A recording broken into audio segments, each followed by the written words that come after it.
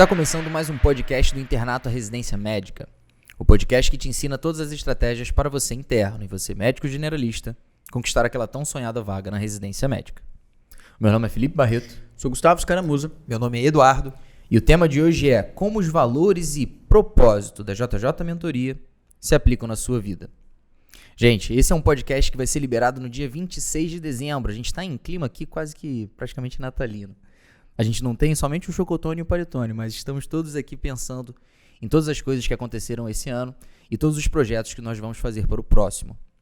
Esse podcast pode servir como uma sequência do primeiro podcast. Afinal, o que é a JJ Mentoria? Onde a gente explicou o passo a passo do passado, presente e futuro da JJ, mas não entrou especificamente nos propósitos e valores. Hoje nós vamos conversar exatamente sobre isso e eu quero começar falando que o estudo do propósito da vida, não de uma empresa, mas da vida, é objeto de estudo já há algum tempo.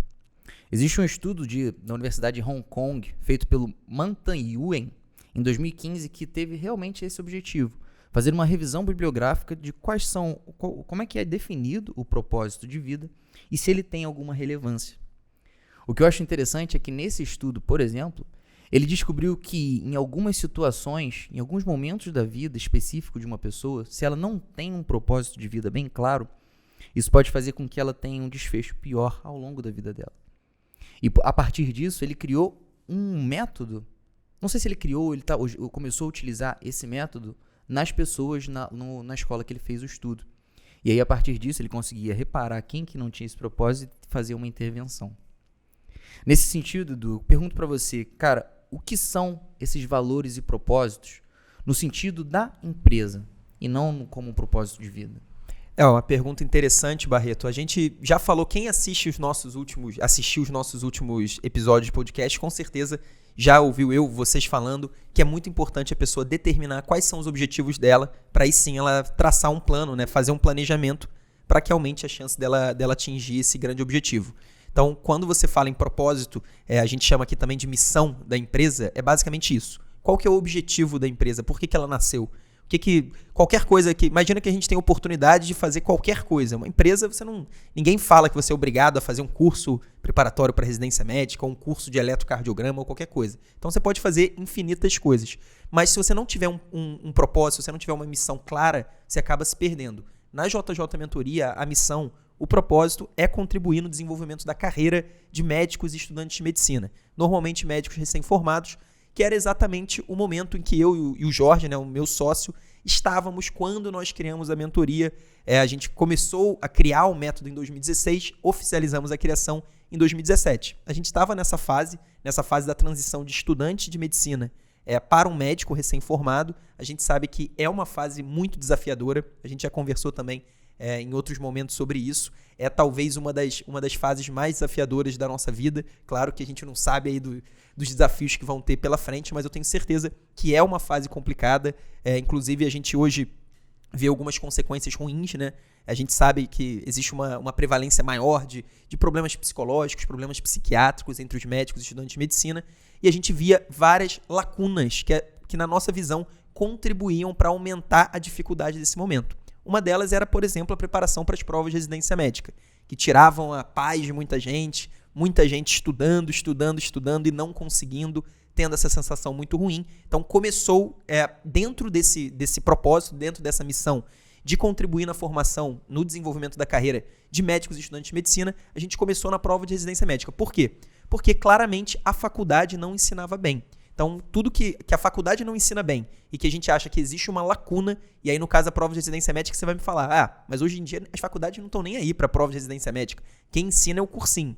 Então, na nossa visão também existiam algumas lacunas no ensino do cursinho, sem dúvida, muito melhor do que a faculdade pensando na preparação para a prova de residência médica, mas existiam algumas lacunas e por isso a gente começou nesse propósito de ajudar a contribuir nesse desenvolvimento de carreira, pensando nas provas de residência médica, mas outros projetos que possam ter que se encaixar nesse mesmo propósito, nessa mesma missão, eles podem aparecer. Inclusive, a gente tem várias ideias, vocês sabem muito bem.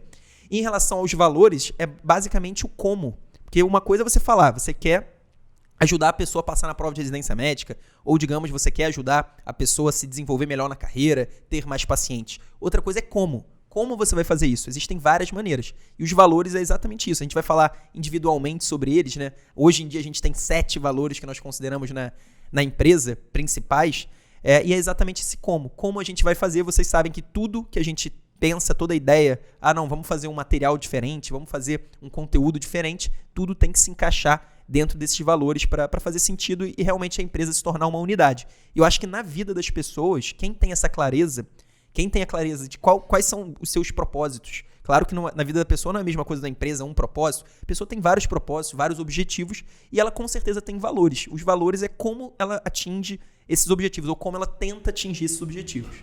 Eu acho que uma coisa muito legal é que a gente falou e tal, acho que talvez a gente tenha definido tão bem que missão é a razão por qual a empresa existe, né? É o foco dela. Normalmente seja o produto e tal, e pode ser ou o foco ou o resultado daquilo que ela oferece.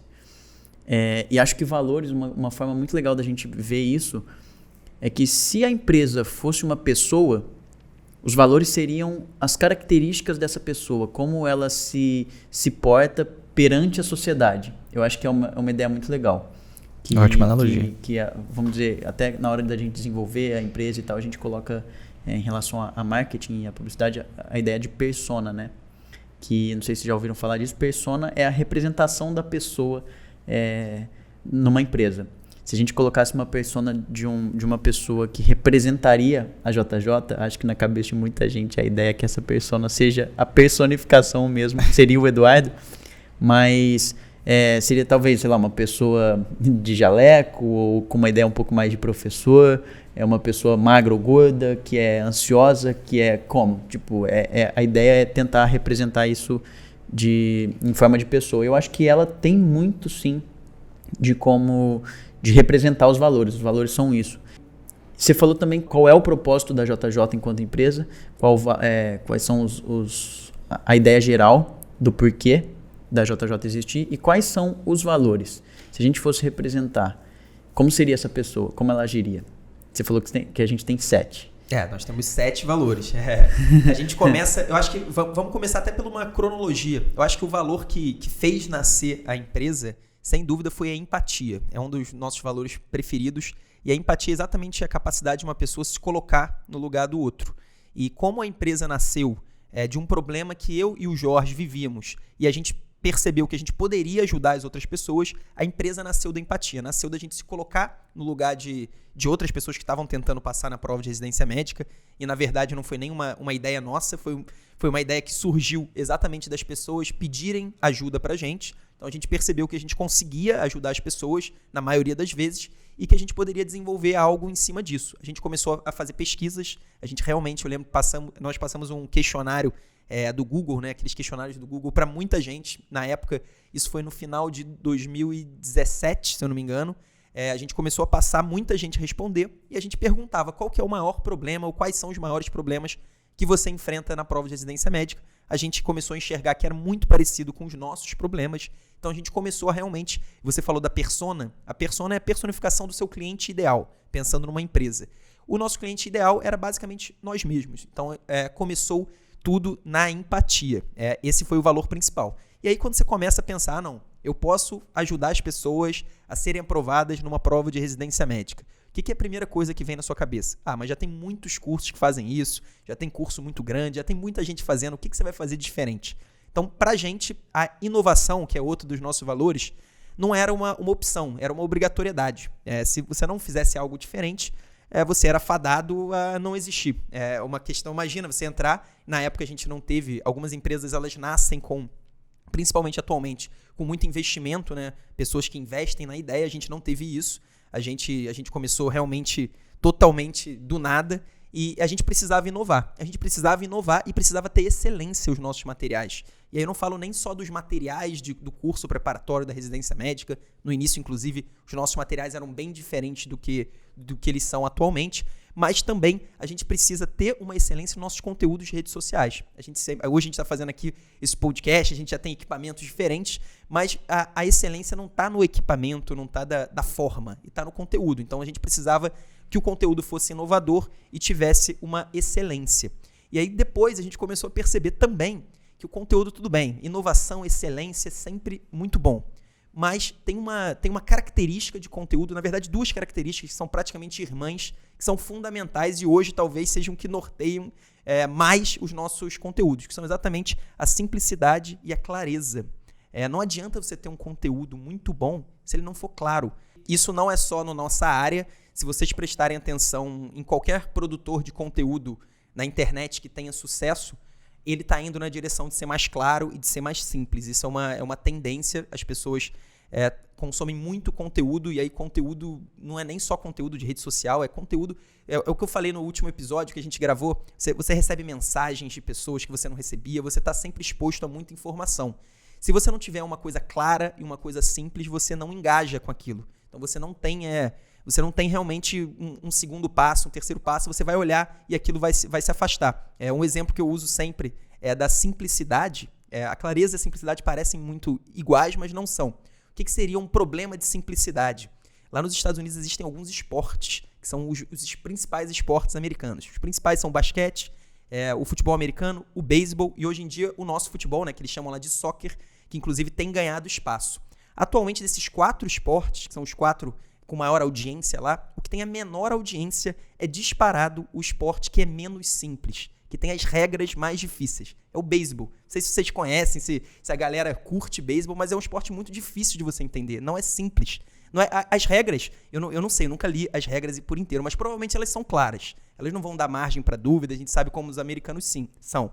Mas, com certeza, não é um esporte simples, não é um esporte intuitivo. Isso afasta muito a chance de crescimento daquele esporte. Então, hoje em dia, a gente pensa muito no nosso conteúdo, que além de ser bom, de ter excelência, de ter inovação, e aí na inovação a gente não pensa só no conteúdo em si, mas na forma como a gente dispõe o conteúdo, ele também tem que ser simples e ele tem que ser claro. Acho que uma ideia bem legal de falar de clareza e simplicidade, se for de uma forma comparativa, eu acho que dá para ver isso com mais clareza ainda, é damas e xadrez. Sim. Tipo, é muito... as regras são claras em ambos jogos, né? Ambos jogos. Só que é muito mais simples jogar damas. Tanto que a gente sempre começa... Acho que todas as pessoas... A maioria das pessoas pode saber jogar damas, mas nem todo mundo sabe jogar xadrez. E mesmo que as regras sejam claras para ambos os jogos. Acho que isso é uma comparação que o tabuleiro é parecido, a mesma coisa, enfim. Acho que talvez seja uma ideia legal. Sim, eu tava falando dos valores, agora eu já perdi das contas quais que eu já falei. Um que eu não falei é integridade, com certeza. Eu acho que integridade, até já tentando jogar para como a gente age, a integridade na época que a gente começou, a internet tinha muito, até hoje tem, né? Muita gente que diz uma coisa, mas não faz uma coisa, mas não faz, e a gente sempre colocou como premissa a integridade. Então, por exemplo, a gente, desde 2017, a gente oferece uma garantia, né? O aluno entra e ele tem 30 dias para dizer que não quer mais, independentemente do motivo, e a gente devolve 100% do dinheiro. A gente via algumas pessoas na internet fazendo isso, mas dando aquele famoso migué, né? O cara, para cancelar, ele tem que ligar para não sei quem, aí ele é redirecionado para não sei quem. Isso pra gente não existe. O cara manda um e-mail e ele tá garantido. Então, assim, é um exemplo pequeno, mas a integridade eu acho que é uma premissa. Isso, por exemplo, é um valor que eu acho que se encaixa perfeitamente em pessoas, né? A pessoa é um valor. A pessoa ou é íntegra ou não é íntegra. Isso vale não só para a empresa, vale para pessoas. E, na verdade, vocês vão ver que os valores, eles são consequências das pessoas. Talvez os primeiros valores tenham sido consequências muito minha e do Jorge, que éramos os sócios criadores, e hoje os valores eles evoluem e eles se desenvolvem na presença das outras pessoas, de vocês, do Fernando, de todo mundo que trabalha aqui com a gente. Isso é uma coisa que acontece naturalmente, ele é um reflexo das pessoas. E lembrar que valores são coisas que podem ser mutáveis ao longo do tempo, mantendo a missão da empresa. Os valores são criados mesmo para fazer com que a empresa haja tanto internamente quanto externamente no produto. Ela é resultado de pessoas que trabalham para isso. Então, tanto que também internamente a gente tende a buscar pessoas que tenham valores juntamente com a empresa. Acho que só assim a gente consegue, de fato, ter um trabalho efetivo e que a pessoa consiga ter empatia, não só pela empresa, pelo produto e pelas pessoas que trabalham junto também. Até porque o objetivo de ter esses valores e propósitos é fazer com que o grupo, de uma forma geral, consiga caminhar na mesma direção, né? Exatamente. Não adianta nada o Eduardo e o Jorge, que são os sócios, inventarem valores que só eles seguem e a equipe inteira, não consegue seguir da mesma forma. Eu acho interessante esse assunto, porque propósito e valores às vezes fica um pouco abstrato, né, quando a gente está conversando, principalmente com uma pessoa que não está dentro do mundo de alguma organização, ou até mesmo pessoalmente não está acostumada a falar sobre propósito e valores. Mas existem diversos dados objetivos de que quando uma pessoa X, absorve essa questão do propósito e valores para si, ela consegue ter um resultado melhor. Eu estava lendo há pouco tempo um artigo, se não me engano foi essa semana, um artigo da Harvard Business Review falando sobre como engajar os funcionários de uma empresa. E uma das principais coisas que eles botavam como empecilho pro funcionário engajar na empresa era justamente ele não saber o propósito dele na empresa. Ele não está alinhado com o porquê que ele está fazendo aquele trabalho. Ele não está alinhado com ele ver que ele realmente está fazendo um trabalho que está ajudando a empresa a evoluir e, enfim, fazendo com que essa empresa consiga alcançar o objetivo dela. Eu gosto muito de oratória, vocês dois sabem disso. Eu, Gustavo, inclusive, a gente tem um projeto junto de oratória. E na oratória existe isso também. Quando você quer engajar o seu público, é muito mais interessante que você demonstre para ele o porquê dele deveria prestar atenção em você, do que você simplesmente falar o que vai ser dito naquela apresentação. Se vocês repararem nas aulas da JJ Mentoria, diversos professores fazem isso e não é por coincidência. Vou dar um exemplo de uma aula que eu dei de síndrome coronariana. Eu poderia falar, gente, hoje eu vou falar sobre síndrome coronariana e começar a minha aula.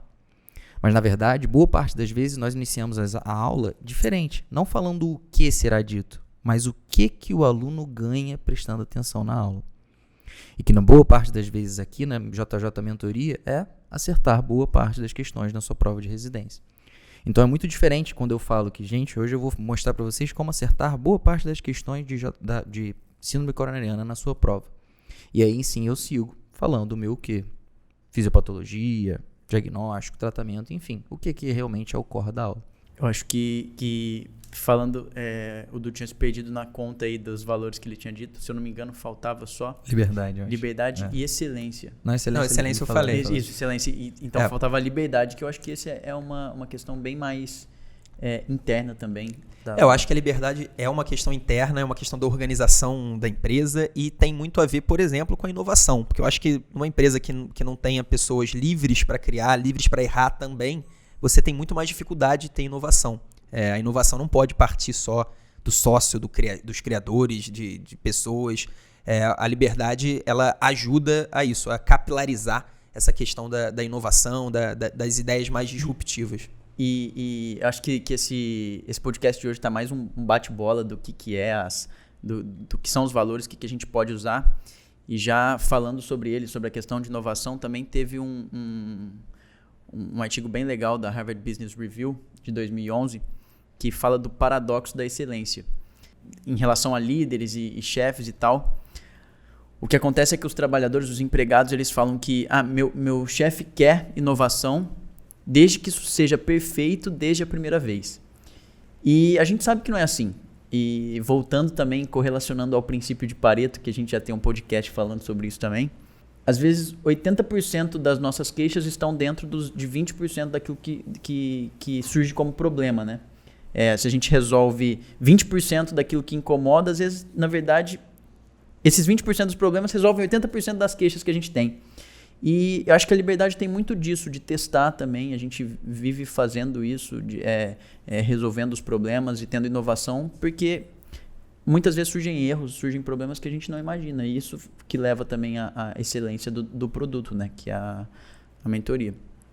E que eu acho que isso é muito legal também, porque senão muitas vezes a gente só consegue alcançar os objetivos também nesse step by step, né? Claro, existem. Isso aí você vai ver em qualquer área. A gente pegando ainda a parte mais empresarial, em qualquer área, sempre vão ter as empresas mais conservadoras que já têm processos estabelecidos e que normalmente já são empresas maiores, e tem empresas que surgem tentando inovar, que fazem coisas diferentes, soluções novas, que buscam realmente uma evolução. Nem sempre dá certo, às vezes dá. Por exemplo, vocês estão aí com 2 notebooks da Apple. A Apple em algum momento foi disruptiva. Lá eles têm valores muito estabelecidos, você vê claramente a diferença da Apple. Nem sempre eles foram mainstream, né? Antes eles eram realmente menores, agora eles são simplesmente a maior empresa do mundo. Então, É isso, a liberdade, a inovação traz riscos, mas a grande evolução só se dá realmente você tomando esses riscos. Essa é a nossa visão. Claro que existem espaço para outras visões. A nossa grande preocupação quando a gente começava era isso. A gente não queria ser mais do mesmo, só que menor. Então, isso pra gente não fazia o menor sentido. Isso nunca ia atrair a nossa realmente vontade de focar nisso, né? Nós éramos médicos recém-formados, teríamos que investir uma grande quantidade de tempo, grande quantidade de energia para fazer coisas, e não faria o menor sentido ser algo mais do mesmo. Essa que é a grande verdade. Isso não era uma opção para nós, na verdade. E como é que você consegue deixar claro aqui, nessa gestão de pessoas, para a equipe de uma forma geral, de que há a possibilidade dessa inovação e de que essa procura pela excelência, ela pode ser, talvez, deixada um pouco mais para frente, em prol dessa inovação? Eu acho que, na verdade, é exatamente isso que eu estou falando aqui, que é passado para a nossa equipe, para vocês, que é uma questão que é a nossa única possibilidade. A nossa possibilidade é inovar. A gente nasceu assim. Você não pode nascer inovando e depois se acomodar, porque senão você realmente se acomoda e o barco só afunda. A verdade é essa. Perde um pouco do propósito também. Exatamente. Eu acho que vocês só vão me ver engajado em alguma coisa se for uma coisa diferente, se for uma coisa que tem a chance de evoluir. Senão, nós mesmos vamos nos desmotivar. Então, acho que quando uma coisa é tão enraizada assim, ela fica muito mais fácil. A pessoa entra já num time em que está todo mundo com essa mentalidade. Talvez lá no início, quando a gente, pela primeira vez, a gente começou a conversar e tal, eu lembro que a gente teve que conversar bastante, muita coisa, explicar para vocês, mostrar dados também de como as pessoas procuravam uma coisa diferente. Essa é outra coisa importante.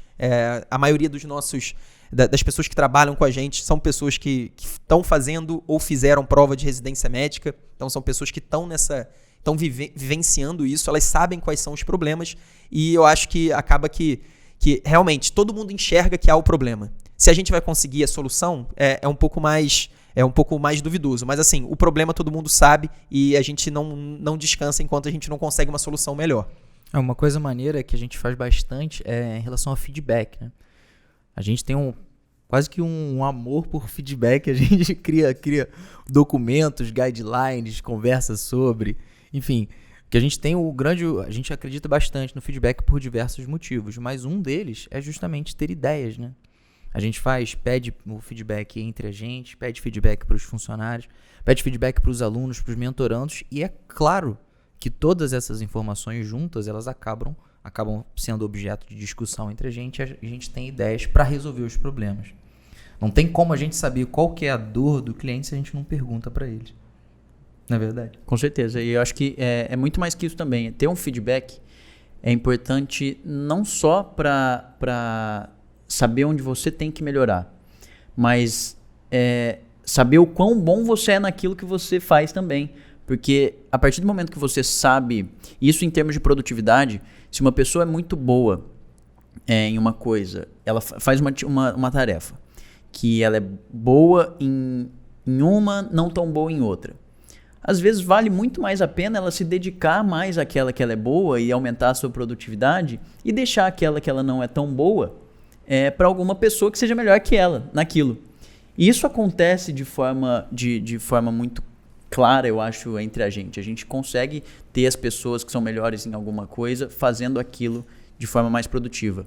E isso é tão enraizado na nossa sociedade de forma geral que é muito engraçado que desde quando a gente é pequeno, e a gente leva, por exemplo, o nosso boletim de notas do ensino fundamental para os nossos pais, por exemplo, avaliarem, né?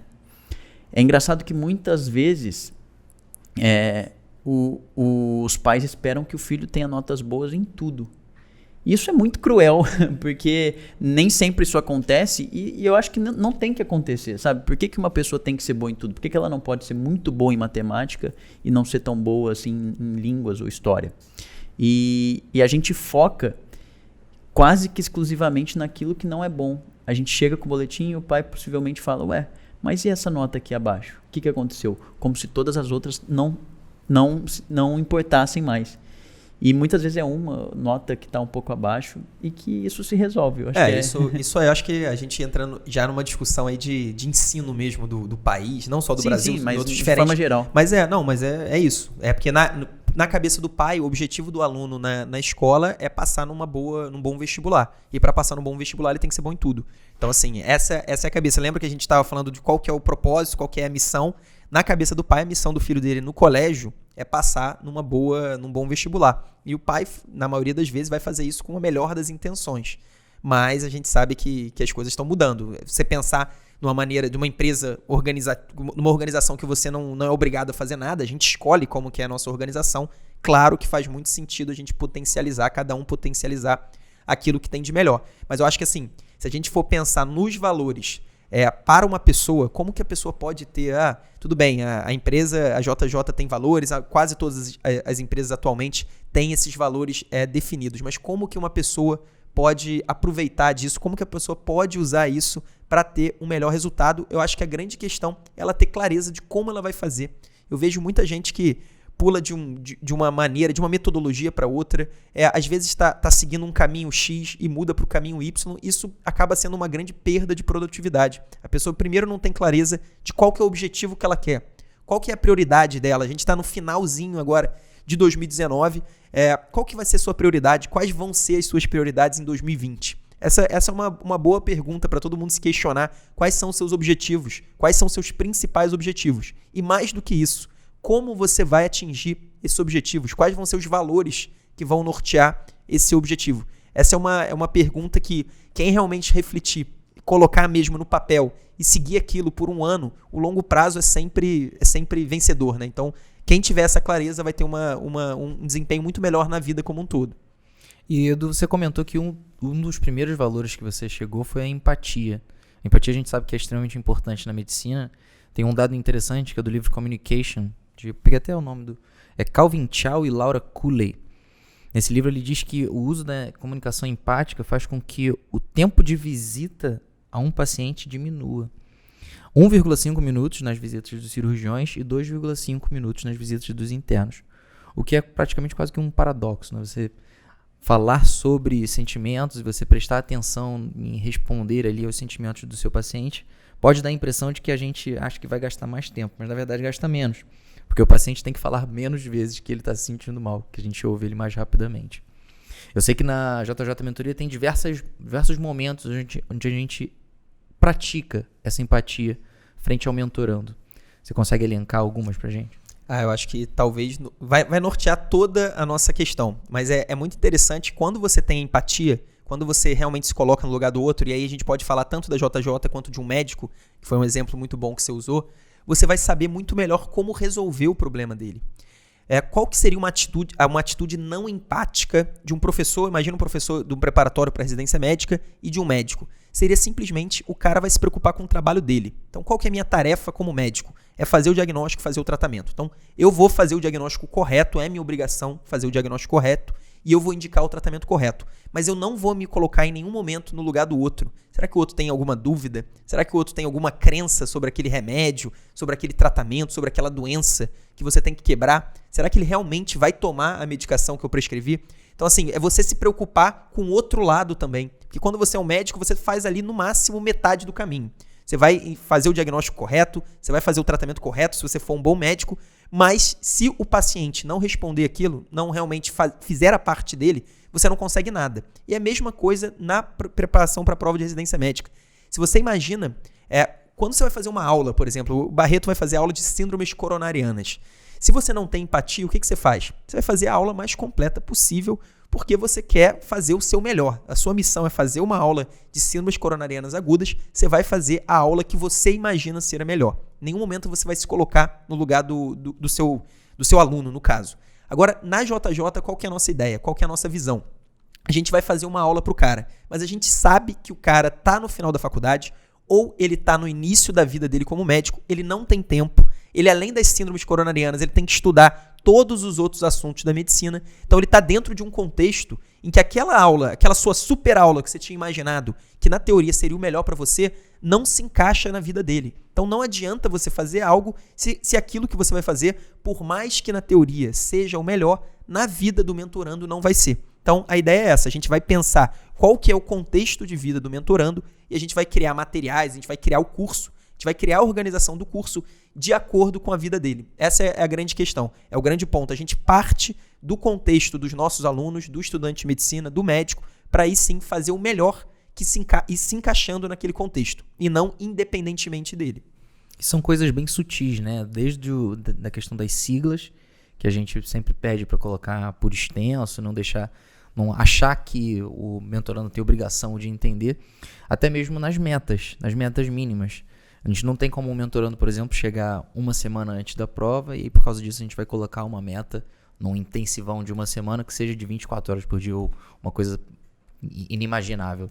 Sempre tem essa preocupação com o lado do mentorando, sabendo que ele tem uma vida tão difícil ou até mesmo mais do que a nossa.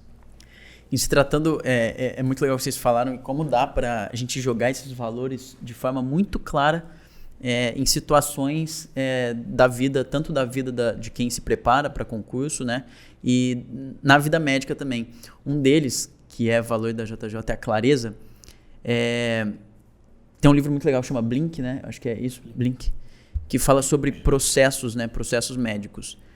E, diferentemente do que a gente pensa, o risco de sofrer processo ou não, ele não está relacionado exclusivamente ao erro cometido pelo médico, mas e tampouco pela sua qualificação, especialista ou muito especialista, ou seja lá o que for. Mas também tem a ver com a forma como ele trata o paciente. Tem uma pesquisa muito legal de Wendy Levinson, que analisou um monte de diálogo entre médico e paciente e dividiu em 2 grupos. Era um grupo de médicos que nunca foram processados e um outro grupo de médicos que foram processados 2 ou mais vezes. E aí ele pega essas conversas, analisa as consultas e percebeu que o grupo de médicos de não processados, ele ficava um tempo um pouquinho maior com seus pacientes. Era cerca de mais ou menos, aqui ele coloca 3 minutos a mais, que era 18 minutos contra 15 desses que não tinham sido processados, mais precisamente. O grupo que era isento de processos, os profissionais normalmente eles faziam comentários que eram mais claros, que esclareciam mais as dúvidas do paciente. Eles conduziam a consulta com uma escuta mais ativa, sendo claro, ou seja, é um valor que não só para as pessoas que vão para a empresa, né, para a JJ, é um valor que de fato merece muita atenção em se tratando da medicina, de como o médico age em relação aos seus pacientes. Eu acho muito legal que dá pra gente encontrar várias eu acho que saídas. É muito interessante, até porque, eu não sei de onde surgiu isso, mas existe um certo distanciamento entre o médico e o paciente, né? O médico muitas vezes se coloca num pedestal acima e isso não gera conexão. Então ele vai falar os termos dele, ele vai falar da maneira dele, ele vai falar os jargões médicos que ele entende, que o ao redor dele entende, e isso perde, primeiro que ele não tem empatia, né? Você vê que os valores, muitos deles são conectados. E segundo, que ele perde completamente a clareza dele. E quando você está ouvindo uma pessoa que você não entende, você já começou a ouvir alguém falando uma língua que você entende muito mais ou menos? Sou eu, por exemplo, ouvindo italiano. Alguém falando italiano, você começa a se esforçar no início, logo depois você tá pensando em outra coisa. Você não vai ficar tentando entender o que aquela pessoa está querendo te dizer. Então você perde a clareza, você perde a conexão e o paciente simplesmente não vai seguir o que você está falando. Além do processo, mais do que o processo, você vai se tornar um médico pior. Não porque você sabe menos medicina, mas porque você não faz questão, ou você pelo menos intencionalmente não tenta se conectar com o seu paciente.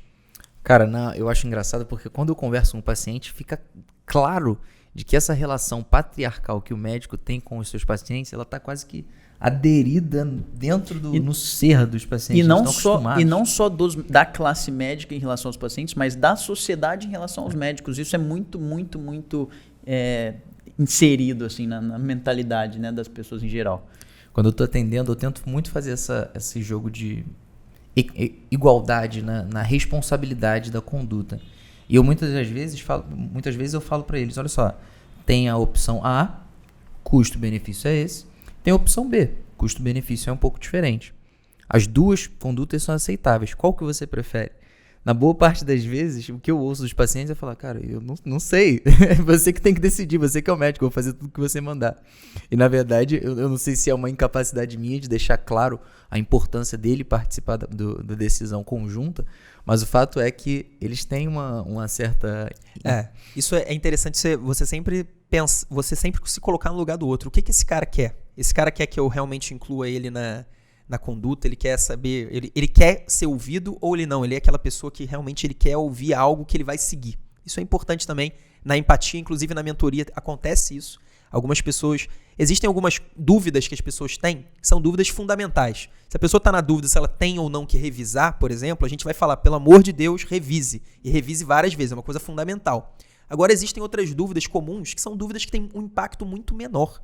Então, qual que é a ordem que eu estudo os materiais? Qual que é a ordem das matérias que eu vou estudar ao longo do ano? Isso pode ter um impacto marginal, mas não é um impacto tão grande, tão realmente...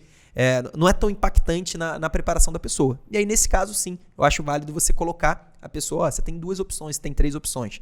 Eu acho que depende do contexto e depende também da pessoa que você está conversando. E aí entra a empatia. Cara, na mentoria, pra mim, o suprassumo da clareza são os flashcards. Que é não sei se você concorda, mas pra mim é o ponto principal ali, a coisa que tá escrita, uma coisa simples, um ponto e pronto. Não tem enrolação, não tem conectivo, não tem... O negócio é... Queria saber, tô inclusive perguntando pra você, a gente não programou isso, não sei nem se o Dado concorda comigo. O que você acha? Dos materiais, sem dúvida nenhuma, são os flashcards. O flashcard é como se fosse o nosso CCQ, realmente o CCQ na sua menor unidade, né? O CCQ é o conteúdo-chave para a questão, é aquele conceito que é essencial para você acertar uma questão. Se você souber, você acerta. Se você não souber, você vai ter que chutar. Então, os flashcards são baseados em CCQs. Alguns deles são CCQs muito diretos, muito rápidos, outros nem tanto. Com certeza os flashcards é um tipo de material claro, por isso até é um tipo de material que vem ganhando popularidade na preparação para residência médica, não só na JJ Mentoria. E aí um detalhe só importante em relação aos flashcards, tomar cuidado para o flashcard curto, é claro, é muito bom de ver, é fácil de consumir, mas ele tem que ser bem feito. Porque se ele não for bem feito, ele vai ser claro, mas ele não vai ter o direcionamento necessário. Ele vai estar te direcionando, ele vai te ensinar alguma coisa, mas se aquela coisa não for realmente algo fundamental para sua prova, se não for um CCQ, você vai acabar perdendo o seu tempo e sendo praticamente ali enganado pela clareza do material. Não, é muito bom isso que você falou, Eu acho que clareza e simplicidade são 2 conceitos que se parecem muito. A clareza, né, que é a facilidade de compreender, de ter uma percepção aguçada, e simplicidade, que é ausência de complicação. Acho que um exemplo legal que a gente pode colocar aí, já te pergunto em seguida, é que um conceito que já é por si só muito confuso na medicina é o conceito de menorragia e metrorragia. Menorragia é o excesso, né, de volume menstrual, e a metrorragia é a hemorragia em intervalos irregulares. E a gente sabe que isso confunde todo mundo, inclusive muito especialista na medicina.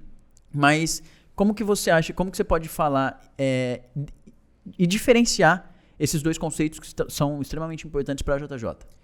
Isso é interessante. Eu acho que, na verdade, a medicina, quem criou os conceitos da medicina, claro que não foi uma pessoa só, mas muitas pessoas que criaram conceitos importantes da medicina não eram pessoas que se preocupavam tanto com a clareza e com a simplicidade.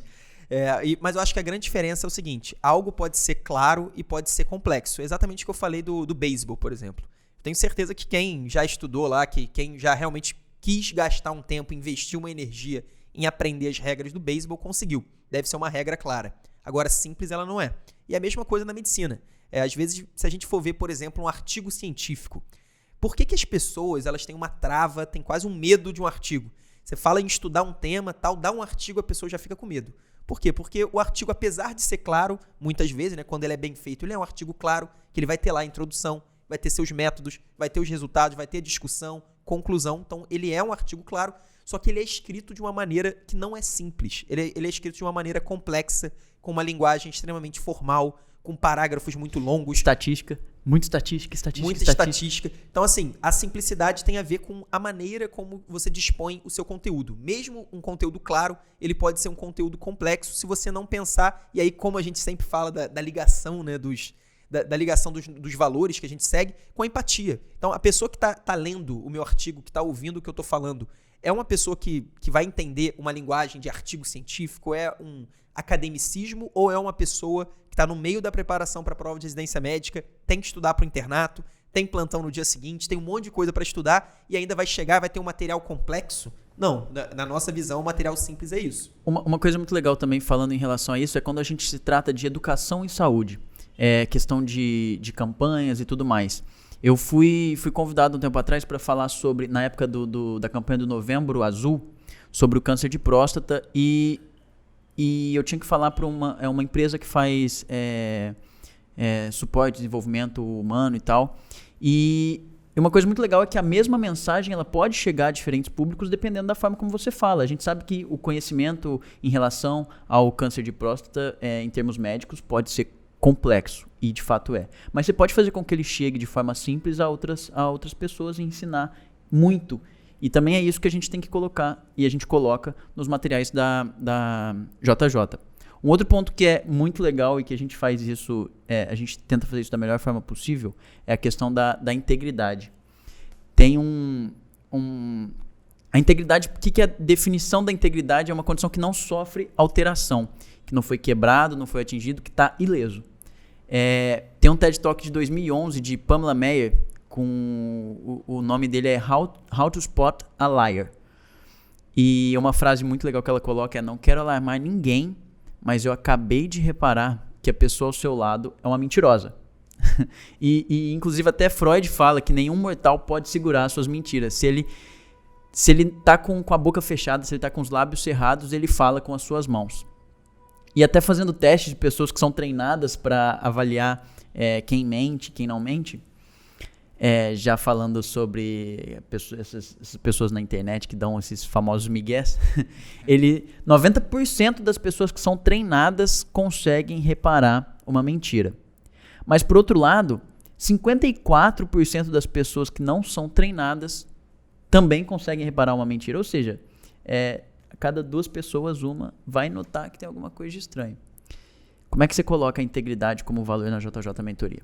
Eu acho que a integridade é um valor que não é nem um valor de empresa, eu acho que é um valor de pessoa. Você quer estar com pessoas íntegras, com pessoas que não vão te enganar, que não vão fazer nada. Eu acho que essa é uma premissa, na verdade. A integridade é uma premissa, é uma obrigação. É uma coisa fundamental em qualquer área, que senão o seu longo prazo, o seu curto prazo pode até ser bom, você agindo sem integridade. Mas no longo prazo acaba se voltando contra você. Em algum momento a casa cai, a verdade é essa. Então, assim, eu acho que é uma premissa do nosso trabalho.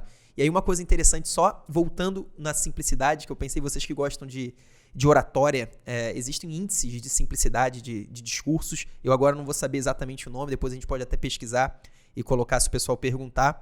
Mas se a gente for analisar discursos famosos, por exemplo, o discurso do Steve Jobs, já que a gente falou da Apple, no lançamento do iPhone, que foi, se eu não me engano, há 10 anos. Foi há pouco tempo, teve uma data comemorativa desse discurso. E também o discurso do Martin Luther King, o famoso discurso do Martin Luther King, são 2 discursos com índice de simplicidade muito elevado, muito acima da média de pessoas que discursam normalmente, que dão entrevistas coletivas, que fazem apresentações. Então você vê que a simplicidade é algo que ajuda você demais a conectar com quem você está falando, a passar a sua mensagem, que a sua mensagem seja entendida e que realmente cause impacto. Cara, eu adoro essa apresentação do Steve Jobs, porque você dá pra ver nos olhos do público o quanto eles estão animados. Quando ele fala que tem um iPhone, aí eu fico... Eu já vi várias vezes. Que é muito legal, bom, é muito bom mesmo. É uma que ele fala que ele tem 3 produtos todos são... Na verdade é só um iPhone, né? Internet Breakthrough. É só um iPhone, é muito bom. Quem não viu, procura aí no YouTube, porque realmente é muito bom, do Steve Jobs. Pra terminar, a gente chega aqui no nosso 7º valor, que é a liberdade. E eu trouxe uma analogia aqui com o mundo de negócios também, em relação à gestão de pessoas. Existem 2 formas de você delegar funções. Uma delas é você falando: Eduardo, quero que você tire uma foto de mim. Isso aí você começa a pegar essa câmera, faz do jeito que você acha que deve, e aí eu falo: pô, Eduardo, cara, não faz assim não. Vira e coloca vertical. Mas chega um pouquinho mais próximo também. Agora tenta inclinar um pouco. Essa forma de delegar funções faz com que eu tenha um trabalho enorme para falar para você como é que eu quero e não abra a possibilidade do Eduardo utilizar a criatividade para ele. E inovar, exatamente. Por outro lado, existe a delegação administrativa, que eu falo, cara, eu quero que eu fique bem na foto. Não sei se isso vai ser possível. Mas você... Dá seu jeito. Dá seu jeito. E aí você teria essa capacidade de pensar como é que você vai fazer essa mágica. Sabe mexer em Photoshop? Já brinquei. Já brincou. E aí eu queria saber como é que essa liberdade é... Porque eu sinto que essa liberdade é muito transmitida pra gente, funcionário, né? Mas pro mentorando, onde que ele tem liberdade na mentoria de conseguir mostrar a individualidade dele? Eu acho que principalmente no suporte, né? Ele tem uma questão individual. Muitas vezes sugestões dos mentorandos são adotadas, várias. A gente já teve várias sugestões. Inclusive, por exemplo, antes o Medq só tinha a questão da revisão espaçada, repetida espaçada, que era a revisão guiada por inteligência artificial. Então, o aluno não poderia escolher quais são os assuntos que ele ia revisar naquele momento. Era sempre determinado pela inteligência artificial. Pela liberdade que a gente dá aos mentorandos de trazer o feedback, de realmente descentralizar as decisões da mentoria, a verdade é essa. É descentralizado não só para as pessoas que trabalham dentro da empresa, mas também para as outras pessoas, com as sugestões, com as ideias, com realmente as maneiras. Eu acho que a inovação, ela necessita disso. Se você não tem liberdade, como você mesmo falou, você acaba criando meio que cópias, né? Você acaba trazendo um padrão de pensamento, um padrão de ideias e você tenta multiplicar isso. Essa é uma maneira que por muito tempo foi a maneira dominante em corporações e organizações. Tem lá o chefe, o cara da posição de líder, ou os chefes, os caras das posições de líder, e eles tentam replicar o pensamento deles e a maneira como eles agem, como eles fazem, como eles veem o mundo para todo mundo que trabalha junto. Atualmente, se vocês prestarem atenção, não só isso já foi delegado, descentralizado para colaboradores de empresas, mas também para clientes. As maiores empresas, ou algumas das maiores empresas, elas utilizam da ideia, do feedback, da cabeça do cliente para tomar decisões. Então, por exemplo, quando que a Uber afasta um motorista parceiro, né, que não é um empregado da Uber, mas é um motorista parceiro da Uber? Quando o motorista tem notas ruins dadas pelos próprios clientes. Então, é uma maneira de você descentralizar, delegar isso para o cliente. A gente faz isso, por exemplo, com comentários, questões, a avaliação dos mentorandos, o Gustavo sabe muito bem disso. Ela é essencial para a gente determinar, para a gente avaliar um comentário. Claro que a gente tem os nossos valores que são passados, mas a decisão final, né, é realmente a visão do mentorando. Eu acho que não só isso entra na liberdade, mas entra também na empatia, numa questão de inovação. Poucos fazem isso, pelo menos na área da medicina. Então, acho que essa é uma tendência, não é uma tendência só da mentoria. Essas novas empresas que estão surgindo por agora, elas se usam bastante disso. Elas descentralizam as decisões, elas descentralizam muita coisa, e isso acaba gerando mais cabeças pensando, desde que realmente essas cabeças estejam dispostas a ajudar, estejam dentro de uma cultura, dentro de valores de evolução, tem muito mais chance de ter uma boa performance, de ter realmente disrupção, inovação, do que apenas alguns. E existe uma certa diferença entre o nosso cronograma desse ano, 2019, para o cronograma de 2020, certo? Em relação à liberação de aulas. Você poderia falar um pouco de como é que vai ser essa questão?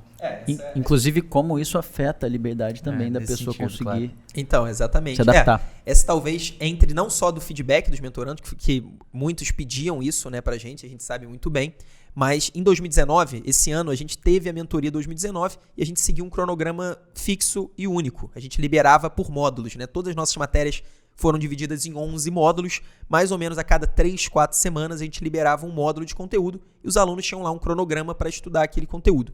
A partir de 2020, a gente vai liberar apenas em 4 módulos, então vão ser 4 grandes grupos de conteúdo e o aluno vai ter a liberdade de escolher a semana dele. O que ele vai estudar de todos aqueles conteúdos que estão ali? O que ele vai estudar? Claro que a gente vai ter uma sugestão de ordem, mas até como eu falei, a ordem não é essencial e muitas vezes o nosso aluno está dentro do internato. Então ele está no internato estudando pediatria, ele quer estudar pediatria também para a prova de residência médica, isso faz todo sentido, ele vai ganhar produtividade. Às vezes ele está até em outro curso, a gente tem alguns alunos que fazem outros cursos juntos com a mentoria. Então ele pode querer aproximar o cronograma dele do outro curso com o da mentoria. Então são todos pontos que a gente tenta dar essa liberdade para o aluno.